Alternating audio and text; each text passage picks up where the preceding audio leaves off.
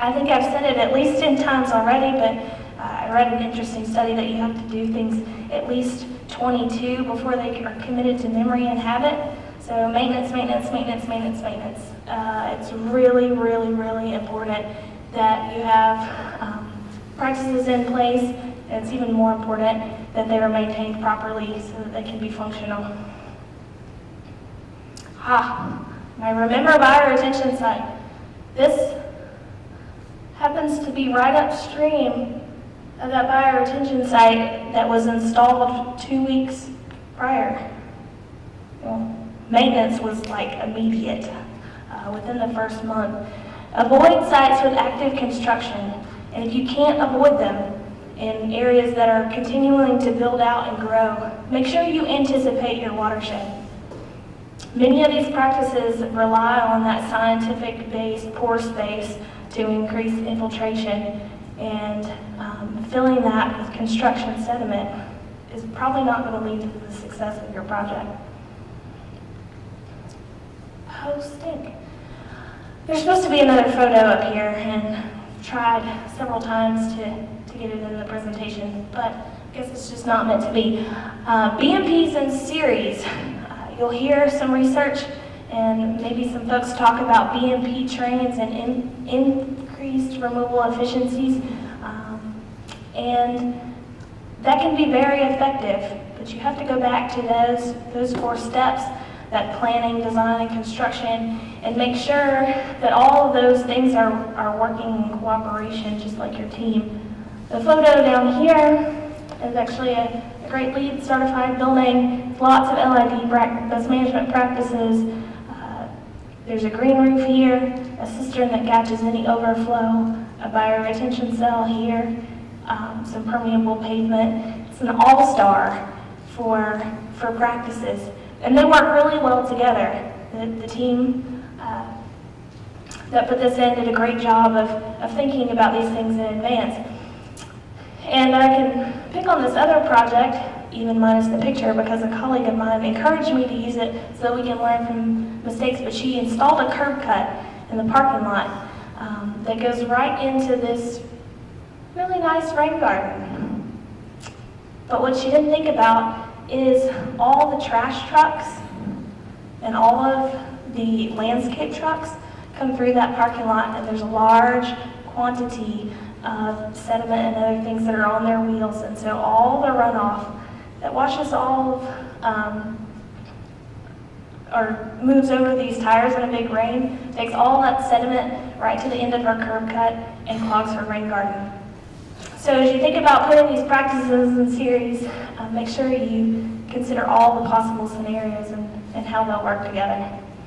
One thought that's of utmost importance is to call your friends that are really good with plants and make sure that you plant correctly. The success of these projects, especially from the nutrient removal standpoint, those nitrogen and phosphorus removal efficiencies are due to the types of plants that you use, their ability to be drought and both water tolerant, and the spacing in which they're put on. So I encourage you, we have lots of resources with Cooperative Extension, your Clean Water Partnership friends, Cobb River Society. I'm sure most any of these people can help you find native plant lists and resources that you can use in rain gardens and bioretention areas to make sure that they're continuing to be effective. Location, location, location.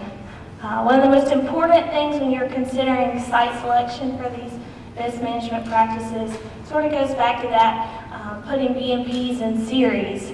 Anybody tell me what might be the problem with putting permeable pavement here in this parking lot? Exactly. Similar situation to the parking lot I mentioned before. The trash trucks go over the driveway. About 400 college students go through this driveway on a daily basis. And all of the parking spaces are actually traditional asphalt.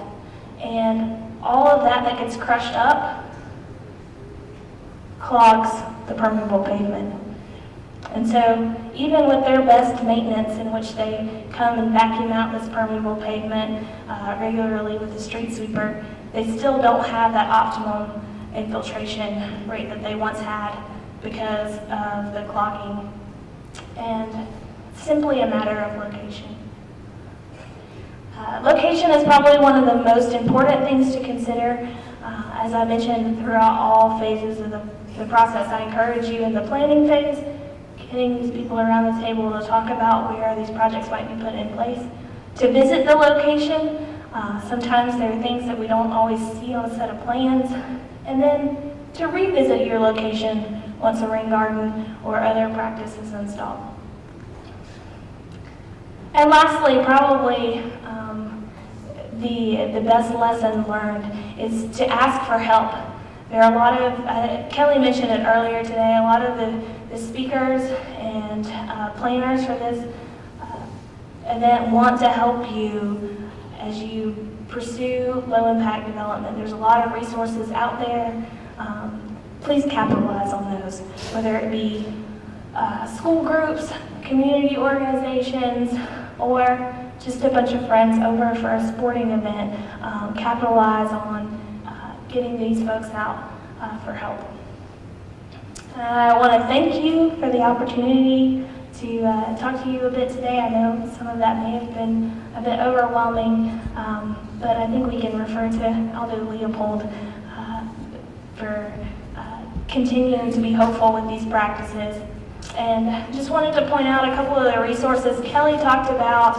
I encourage you to go to this website and check it out and come join us for those workshops if that's something you're interested in. Questions?